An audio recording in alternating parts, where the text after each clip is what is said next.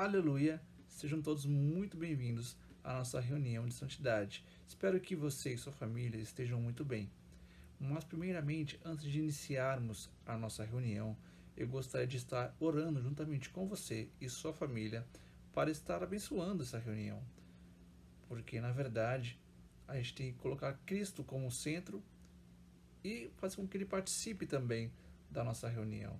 Então, é uma forma de dizer que estamos dispostos a ouvir aquilo que o Senhor tem para nos falar através da direção, das músicas e principalmente da mensagem.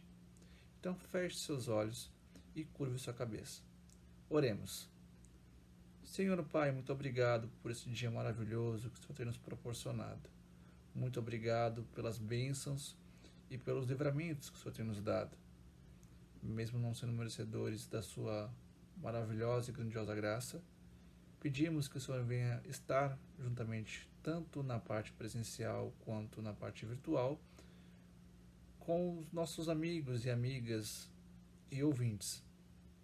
Que o Senhor venha estar abençoando a vida de cada um e principalmente esta reunião, do início ao fim, tanto na parte das músicas quanto na parte da direção e principalmente na parte da mensagem. Que o Senhor venha a falar nos nossos corações e que nós estejamos com o coração quebrantado e com nossos ouvidos suscetíveis a ouvir a Tua voz, né? E que o Senhor venha falar aquilo que o Senhor deseja e não aquilo que nós queiramos ouvir, né? É isso que te pedimos e te bendizemos em nome de Jesus. Amém.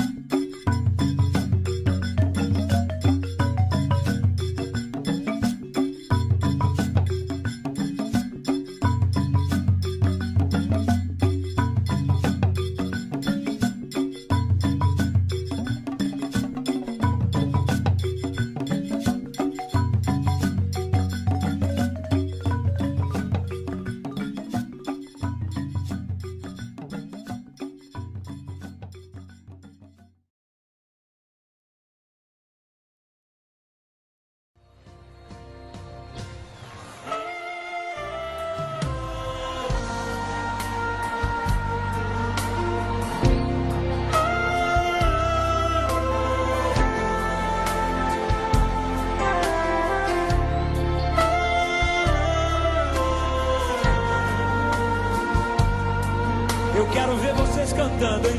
Foi pro rio que Deus deu, e do rio foi para as nações. Agora, manda ver.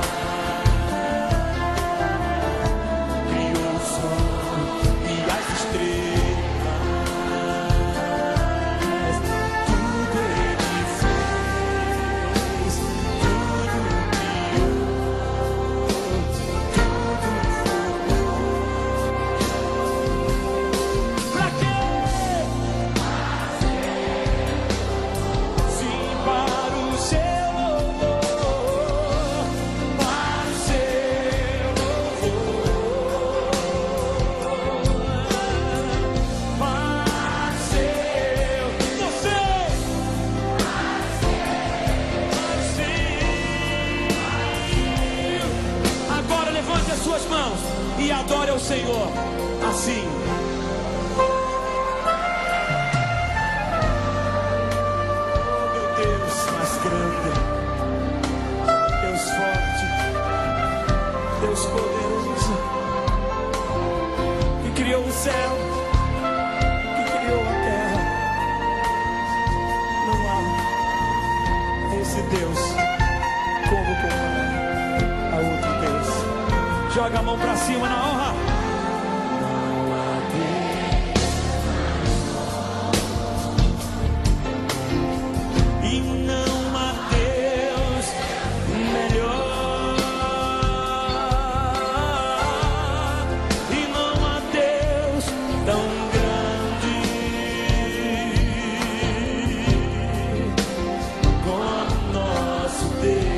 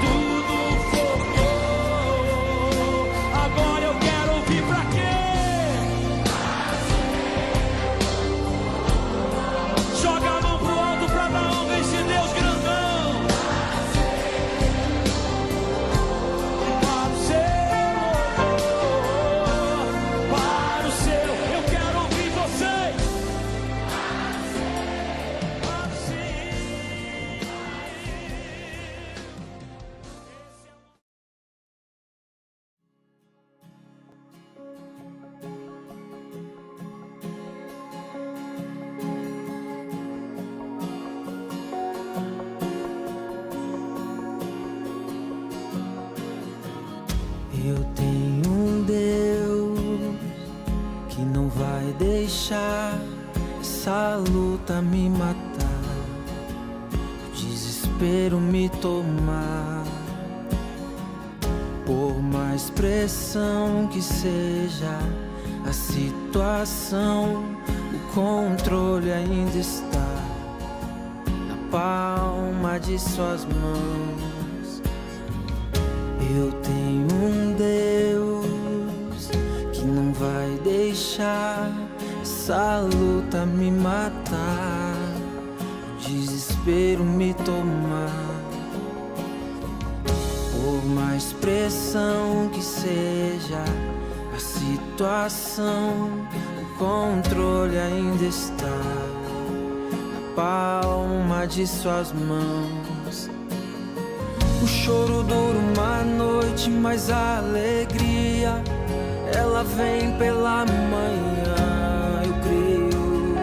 Eu creio. O choro dura uma noite, mas a alegria ela vem pela manhã. Eu creio.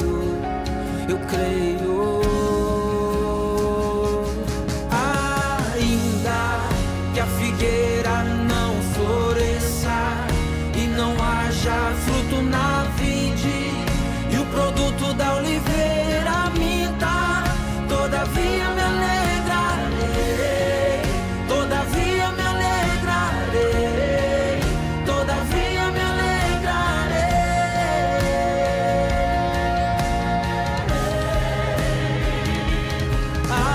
Ainda que a figueira não floresça e não haja fruto na vide, e o produto da oliveira minta, todavia me alegrarei, todavia me alegrarei, todavia me alegrarei.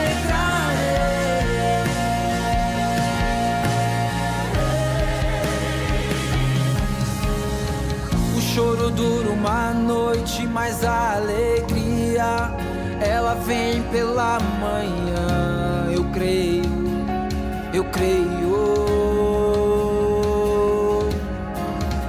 O choro dura uma noite, mas a alegria ela vem pela manhã. Eu creio.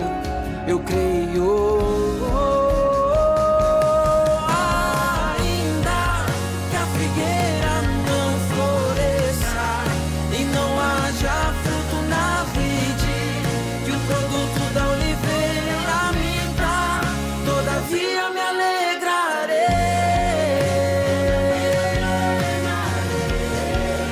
todavia me alegrarei.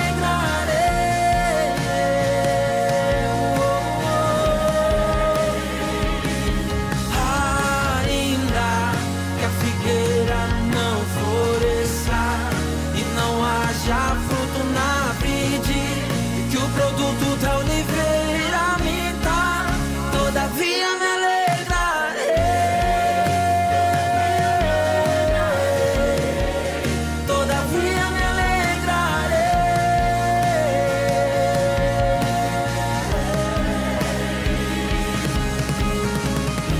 Ainda que a figueira não floresça, nem haja fruto na vide, ainda que falhe o produto da oliveira e os campos não produzam mantimento, ainda que o rebanho seja seminado na malhada e nos currais não haja gado, todavia eu me alegrarei no Senhor, exultarei o Deus da minha salvação, porque o Senhor Deus, Ele é a minha força. Ainda que a figueira não floresça e não haja fruto na vide, e o produto da oliveira minta, todavia me alegrarei,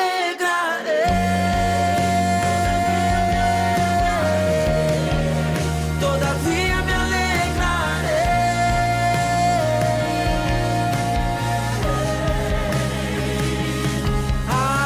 Ainda que a figueira não floresça e não haja fruto na vide, e o produto da oliveira minta, todavia me alegrarei,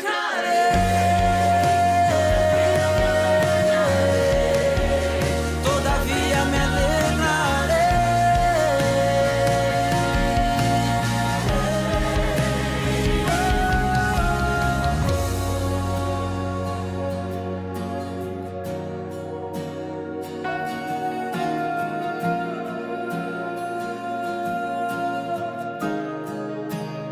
Eu me alegro em ti, Senhor.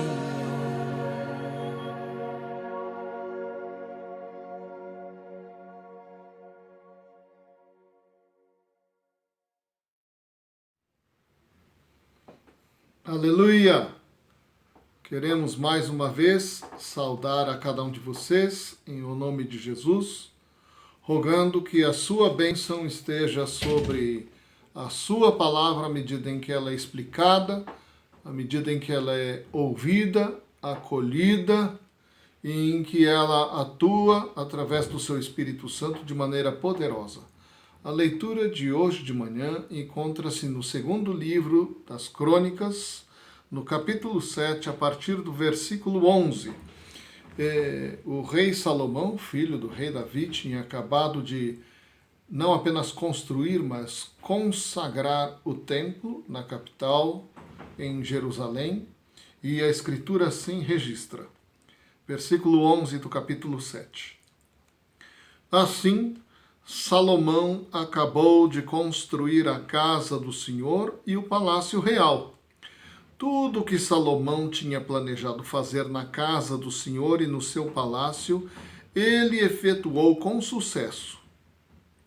De noite, o Senhor apareceu a Salomão e lhe disse: ouvi a sua oração e escolhi para mim este lugar para a casa do sacrifício.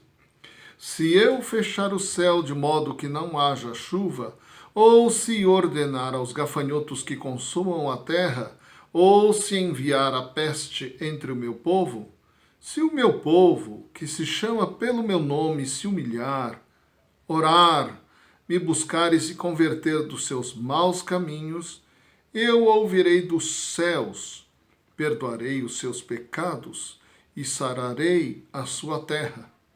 Os meus olhos estarão abertos e os meus ouvidos estarão atentos à oração que se fizer neste lugar. Amém. Vamos orar, né? Senhor, nós queremos agradecer por essa palavra, uma palavra de cura, uma palavra de esperança, de ânimo, para aquele que está cansado, desesperançado, para aquele que está perdido, para aquele que está se sentindo à morte, sozinho. Nós queremos então pedir que nessa manhã Teu Espírito possa usar essa palavra e que cada ouvinte possa ser aproximado do Senhor e, ao ser aproximado, possa acatar o Teu Espírito, acatar o Teu convite generoso e receber cura e bênção a começar da nossa alma. E pedimos isso em nome de Jesus. Quando a palavra de Deus diz, nesse trecho, que foi Deus quem prometeu isso a Salomão, vem com essa frase, se o meu povo. A gente precisa lembrar que, como a gente já viu em outras ocasiões, o pai da nação, Abraão, morreu, né? Ele era de uma comunidade que adorava o Deus ou a divindade da lua. Deus se revela. A iniciativa de formar o povo, de chamar à existência um povo, é da parte de Deus. A igreja é iniciativa de Deus. O povo de Deus é iniciativa dele. Deus chama do nada para a gente fazer parte de uma nação, de um reino, né? Ele é quem está construindo. Ele é o autor, ele é o dono, mas ele também é quem generosamente abre as portas da sua família, abre as portas do seu reino, para que nós recebamos esse nome, meu povo. Vamos lembrar que lá em Isaías, Deus falando da repreensão severa dele, ele vai dizer que uma das crianças vai receber o nome de Lo-Ami, não meu povo. E mais para frente, falando sobre a reconciliação, Deus diz que de Lo-Ami vai se chamar Ami, não meu povo, vai se chamar meu povo. A Escritura diz lá em 1 Pedro 2,10 que nós que não éramos povo, fomos agora feito povo. isso é algo dele. Se o meu povo que se chama pelo meu nome. Então, ele é o cabeça, ele é o chefe, ele é o nome que se dá a esse povo, é o nome dele.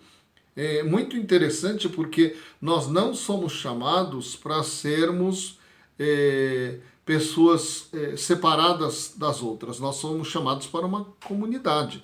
Nós não somos chamados para ser tão individualistas que nós andamos sozinhos por conta própria. Não, andamos debaixo não apenas do nome dele, da autoridade dele, mas andamos também formando um povo, uma comunidade. A Bíblia usa no Novo Testamento a ilustração do edifício, do corpo ou de uma família, cujo cabeça é Jesus. Então, se nós somos parte desse reino, e ele é o rei, se nós somos parte dessa família, dessa comunidade, do seu corpo, o corpo deve manifestar a vontade do seu cabeça.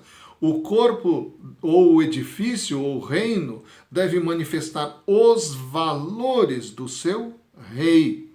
Quando fala buscar primeiro o seu reino e a sua justiça, então está falando justamente isso, que nós, enquanto parte do corpo de Cristo, devemos esperar que em nós seja formada a mente de Cristo, o caráter de Cristo. E isso deve ser manifestado através de nós. Se o meu povo, que se chama pelo meu nome. Um problema grave que nós encontramos é quando pessoas carregam sobre si o nome de cristãos e elas estão negando Jesus, né? A Bíblia diz que, e a gente discutiu isso também recentemente, que existem pessoas que, embora tenham provado da verdade do reino, tenham provado do novo nascimento espiritual, essas pessoas, infelizmente, algumas se desviam a ponto de se desvincularem do compromisso com Deus, a ponto de envergonharem o nome de Deus. Como assim? Para as pessoas de fora, elas continuam sendo cristãs, mas elas mesmas não querem mais saber de Jesus. Então elas atuam como aqueles que crucificaram Jesus, aqueles que estão se opondo a Jesus. Por isso que a Bíblia diz lá nos 10 mandamentos, né, que a gente não deve tomar o nome do Senhor nosso Deus em vão. Não tomar o nome do Senhor Deus em vão não significa apenas a gente se abster de falar blasfêmias ou usar o nome de Deus em qualquer conversa, né, que não confira autoridade, dignidade, honra ao seu nome, né? Existe esse outro aspecto, que é que quando nós proclamamos diante de todo mundo que somos cristãos, espera-se sim que nós tomemos o nome do Senhor e isso seja de maneira digna. Quando a Bíblia diz lá, Jesus fala, aquele que me confessar diante dos homens, eu também o confessarei. Esse confessar significa assumir publicamente um compromisso de lealdade.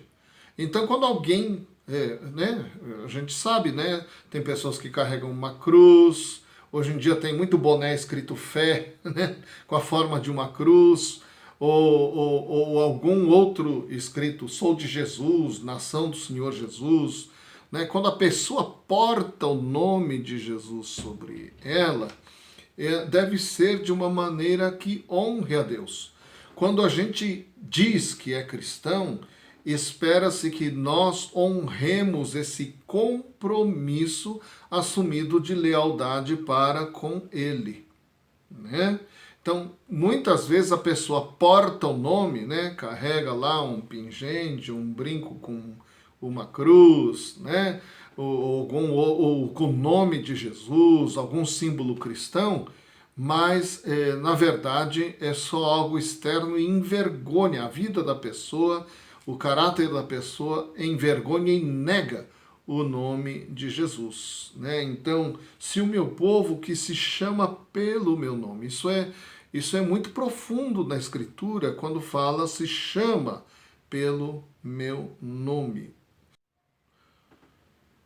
Quando a gente diz se humilhar, devemos lembrar que Jesus diz: aprendei de mim, que sou manso e humilde de coração. Jesus está dizendo que ele é manso e que ele é humilde. E o mesmo Jesus, como eu tenho enfatizado, fala: quem me vê a mim, vê o Pai. Então, à medida em que esse povo expressa o caráter de Deus, esse povo deve ser como Deus é.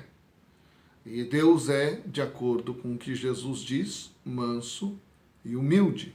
Se o meu povo, que se chama pelo meu nome, se humilhar. É algo para a gente parar e pensar. Deus é humilde. Jesus foi tão humilde que ele obedeceu até o fim.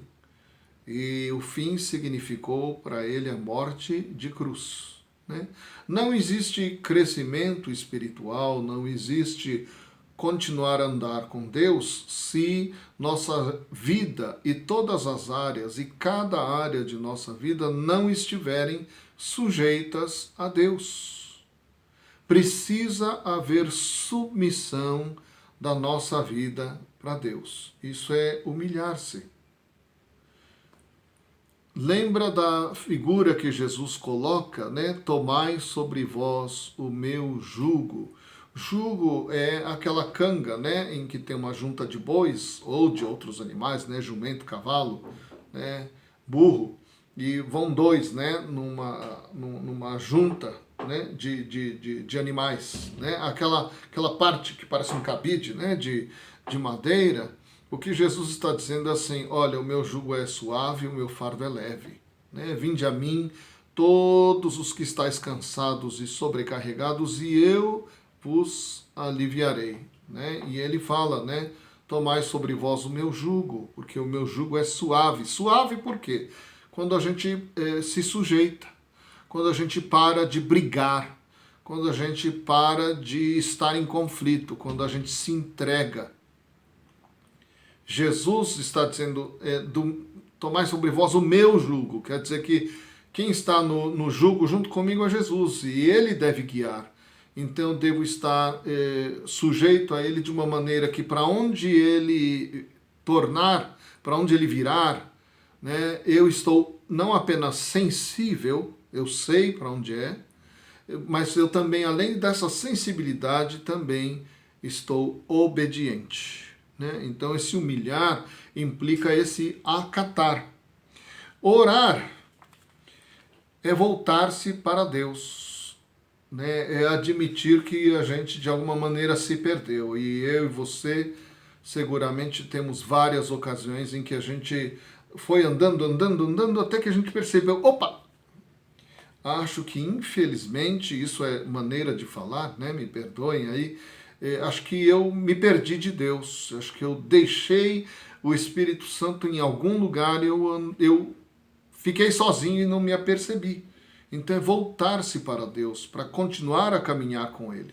É afinar-se com Deus, né? Como instrumento tem que ser afinado. É abrir-se para Deus de novo. Orar é isso. Orar é no nome de Jesus. E como a gente diz, tudo que pedirdes em meu nome, isso vos será concedido, ou isso recebereis. Esse orar em meu nome, mais uma vez, não é orar usando o nome de Jesus como se fosse uma magia. É orar em nome, quer dizer, de acordo com a minha mente, de acordo com o meu plano, de acordo com o meu caráter moral. Não é de acordo com meus desejos, meus caprichos, minha índole má, minha maldade, minha vingança. Não, isso não cabe. É de acordo com o desejo e o plano santo dele. Né? Inclui, de novo, a ideia de sujeição. Buscar é continuar andando com Deus e com o seu povo.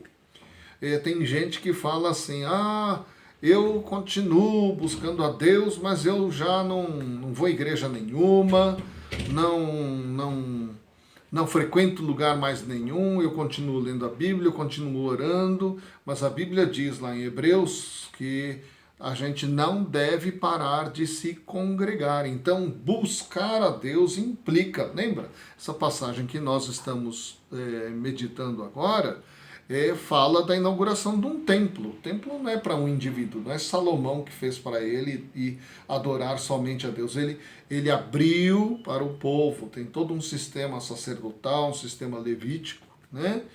Tem todo um povo para ser pastoreado.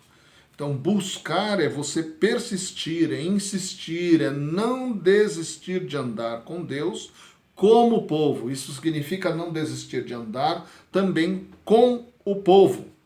Mesmo que você experimente aquilo que a gente chama de noite escura da alma, né? Quando você vai para o culto, sabe que não tem nada de errado com o culto, não tem nada exatamente de errado com você, mas você não sente mais aquelas emoções, você não fica emocionado, você não fica tocado, você entra, recebeu uma palavra boa, o pessoal cantou bem, mas o que será isso? E você sabe que não é um problema de frieza espiritual das outras pessoas, porque pode acontecer, né? O culto ser tão formal que mata a espiritualidade, mas não é o caso. Na noite escura da alma, você sabe que Deus está lá, mas você não tem mais aquele sentimento. É um tempo em que Deus permite que você não seja guiado, que você não fique dependente, você aprenda a andar sem dependência de sentir. É um tempo difícil. Às vezes é um tempo em que a gente se sente um pouco abandonado ou um pouco só.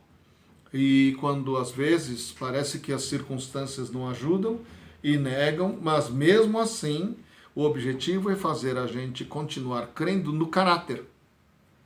Confiar que se Deus diz que Ele é bom mesmo. Confiar que se Ele nos chamou, o chamado dele não mudou, porque a Bíblia diz que o chamado de Deus é sem arrependimento. E continuar acreditando, como diz a Bíblia, que o conjunto de todas as coisas atuam concordemente ou atuam conjuntamente, coerentemente, para o bem daqueles que são chamados segundo o propósito de Deus, aqueles a quem Deus ama, né? Nós não podemos nos esquecer de que somos um povo com propósito. Deus tem para nós um projeto. Ele tem um desenho para nós. Ele tem um plano. E é para o nosso bem, mas é para o bem de outros através de nós, né? Se converter dos seus maus caminhos, não é apenas aceitar as verdades bíblicas e é um exercício intelectual e acabou. Não. É isso, mas é muito mais. É muito mais do que aprender o credo e concordar com ele, é muito mais do que concordar com os artigos de guerra do Exército de Salvação. Se converter exige uma ação de Deus. Se converter é uma transformação poderosa de dentro para fora, que não é fruto de obra humana. É uma transformação que é operada por Deus. Então, eu ouvirei dos céus. Lembra da oração do Pai Nosso? Que seja feita a tua vontade, aqui na terra, como lá no céu, né? Então, ouvir dos céus, ouvir na Bíblia, significa que Deus vai manifestar o seu favor, né? A vontade de Deus realmente é essa, de nos abençoar. O que essa passagem está dizendo é que existem obstáculos para que a bênção de Deus recaia, para que a sua comunhão continue conosco. E aí vem o próximo trecho. O maior obstáculo chama-se pecado. Perdoarei os seus pecados e sararei a sua terra.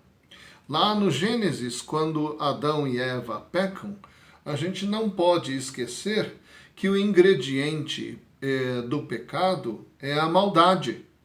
Quando Adão e Eva pecam contra Deus, eles ofendem a Deus. Eles atentam contra Deus. Adão e Eva gozavam, eles foram criados enquanto pessoas já em plena capacidade. Eles andavam com Deus todos os dias, gozavam da sua intimidade, gozavam da sua amizade e da sua confiança. Então, ao crerem na mentira, eles primeiro manifestam incredulidade. Por isso que a Bíblia diz que sem fé é impossível agradar a Deus. Deus escolhe o caminho da fé porque o caminho da queda foi a incredulidade. E no Novo Testamento, novamente, fala: cuidado com o perverso coração de incredulidade, porque descreram de quem? De Deus, não só da sua palavra, mas da sua pessoa. Descreram do caráter de Deus. E ao crerem na mentira, fizeram outra coisa, se rebelaram. A raça humana é uma raça rebelde, é uma raça que se tornou inimiga de Deus porque virou as costas para a sua amizade, amizade que generosamente ele estendeu ao ser humano, que ele renovava a cada dia, em intimidade, e, no entanto, o homem virou as costas para Deus e creu no diabo, rebelou-se contra Deus e aliou-se ao diabo, o inimigo de Deus. Então nós nos tornamos inimigos.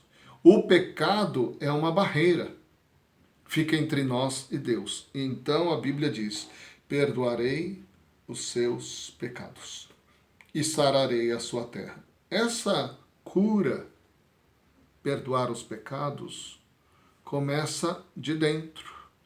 É uma transformação operada por Deus. Ele foi o ofendido e ele, mais uma vez, toma a iniciativa em se reconciliar conosco. Então a Escritura diz assim: perdoarei os seus pecados. A cura começa no coração, começa na nossa alma, começa na nossa mente, começa no nosso íntimo, mas ela se estende. Uma vez que a cura chega a nós, ela se estende para as nossas relações, da gente com a gente mesmo, né? Reconciliados com Deus, a gente vai ser reconciliado com o nosso próximo, aquele próximo mais próximo da nossa família, com nossos amigos. A Bíblia diz que até os inimigos se reconciliam muitas vezes. Essa cura vai fluir para a sociedade. É uma transformação poderosa, é um ato de Deus. Começa no ser humano, mas mesmo sendo invisível por ser dentro do ser humano, ela não deixa de ser uma das coisas mais poderosas existentes. É a salvação que vem de Deus. Então ela começa a ser derramada para fora, como um rio de cura para o mundo e sobre o mundo. À medida em que o caráter e a mente de Deus, o plano de Deus, se manifestarem através das pessoas, e das pessoas como povo, como família, como reino, e nas relações de família, de amizade, nas relações de negócios, nos estudos, nas relações de poder da igreja, na sociedade, na comunidade, à medida em que essa cura se manifestar na carreira das pessoas, na maneira como a gente enxerga as coisas como são feitas em termos de justiça, seja na nossa vila, no nosso bairro, no nosso município, no nosso estado, no nosso país ou até nas relações internacionais, à medida em que essa cura entra e toca na nossa maneira de encararmos e administrarmos nossas finanças, nossos dízimos, na maneira de nós servirmos as outras pessoas, né? Na maneira de nós exercermos a prática do conhecimento técnico, científico, é um rio que vai longe e um rio de ação poderosa. Ele é um rio poderoso, porque é a cura da parte de Deus. Agora, a gente precisa lembrar que a gente às vezes fica preocupado com números, mas os números, se a gente lembrar que em 1861, o casal William e Catherine Booth deixou uma posição confortável, com um salário razoável para a sua família, uma carreira à sua frente, para obedecer a esse chamado da parte de Deus. Eles eram só 2, né? Hoje somos mais de 3 milhões. Começou com 2. Hoje alcança 3 milhões, vamos dizer assim, em termos de pessoas que a gente conta que frequentam as nossas reuniões, sem falar naqueles outros milhares de pessoas que são alcançados e que não entram nessas estatísticas. A gente costuma dizer que o pouco com Deus é muito. É verdade. É verdade. Eu me lembro quando fui na consagração de um amigo meu, como pastor, e a pessoa que estava impondo a mão sobre ele disse: olha, a nossa tarefa é aprofundar o nosso ministério. Alargar o nosso ministério é tarefa de Deus. Então, o que importa é que a gente seja mantido fiel. O que importa é que a gente esteja fiel. O que importa é que se a gente se perdeu, a gente seja corrigido, se permita corrigir. O que importa é que se a gente precisa que Deus cure o nosso interior, essa cura existe. A Bíblia diz que há bálsamo em Gileade. Bálsamo era famoso lá na região de Gileade, era um remédio famoso. Deus está dizendo assim: existe um remédio. Ninguém diga que não tem remédio. Tem remédio. Vocês vão ser acusados de não terem procurado remédio. Ficaram doentes e não procuraram. Então, o que Deus está dizendo é a cura. E nós devemos pedir essa cura. Ela virá. Então, tem um coro que eu queria usar, né?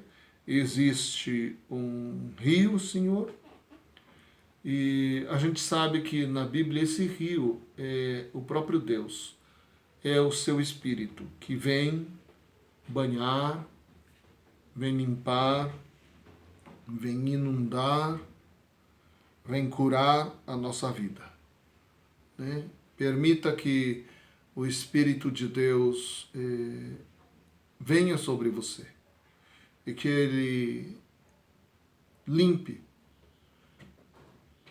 remova a sujeira, remova a impureza, remova os obstáculos que impedem que Deus flua em você e através de você.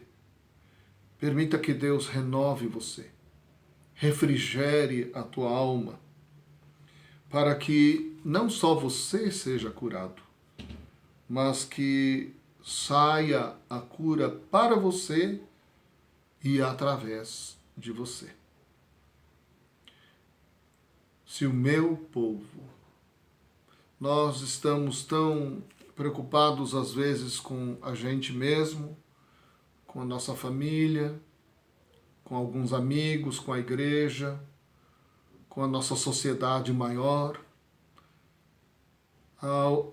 A origem, o começo da cura é no meu e no seu íntimo.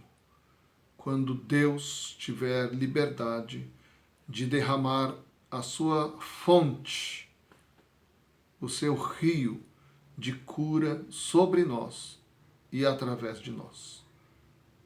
Deus possa ter essa liberdade plena e nós possamos ainda testemunhar com grande alegria que temos visto isso se realizar. O Senhor te abençoe.